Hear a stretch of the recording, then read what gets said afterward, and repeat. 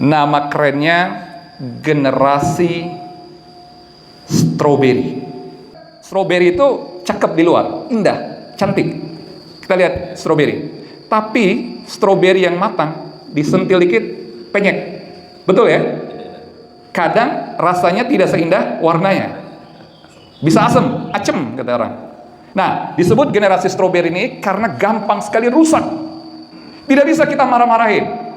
Disuruh-suruh tidak mudah menuruti, tidak mudah untuk peduli, tidak mudah untuk bertegur sapa, beramah tamah, berhandai taulan, karib kerabat. Generasi ini adalah generasi sebagai korban perilaku dan lingkungan.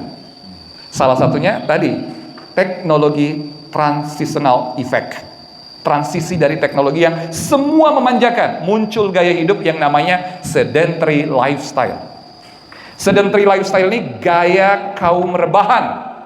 Nah, kalau anak Cinere sebenarnya mager, malas, gerak. Coba kita bayangkan, tes satu-satu. Kalau makan tinggal go food.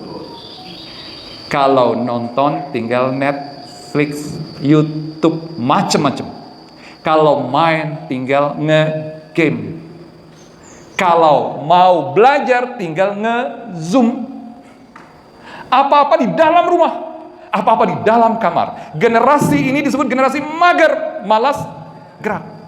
Satu tantangannya dari segi kesehatan, ada yang disebut dengan the risk of health and the big health problem impact based on health risk. Apa itu? Hypertension, penyakit namanya hipertensi.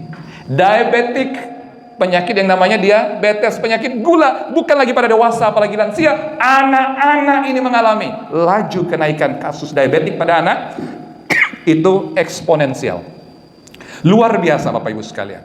Jadi kalau sudah hipertensi dan diabetes tidak saja pada remaja dan orang tua apalagi lansia, malah mulai dari anak-anak, bagaimana generasi masa depan kita?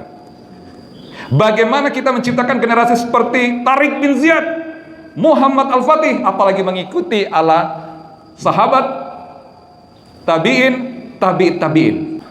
Indonesia, ibu-ibu, bapak-bapak sekalian, tahun 2045 nanti 1 abad usianya. 100 tahun Indonesia disebut Indonesia emas. Adik-adik kita yang berusia 20 tahun akan berusia 39 tahun, kurang lebih.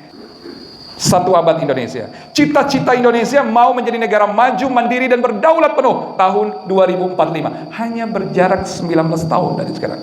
Tapi kalau generasi kita hari ini generasi stroberi, karakter kehidupan kita adalah sedentary lifestyle, mager, bagaimana bisa? Beban penyakit hari ini Bapak Ibu, itu beban penyakit yang disebut sebagai degenerative disease, katastrofik penyakit. Defisit BPJS kita udah melewati 25 triliun per tahun 2026. Dan tidak, artinya kalau defisit artinya BPJS sebagai lembaga publik penjamin kesehatan nasional kita tidak sanggup lagi mengelola beban penyakit. Apa itu? Stroke, jantung, penyakit ginjal, kanker, dan penyakit-penyakit resiko pada usia seperti kita.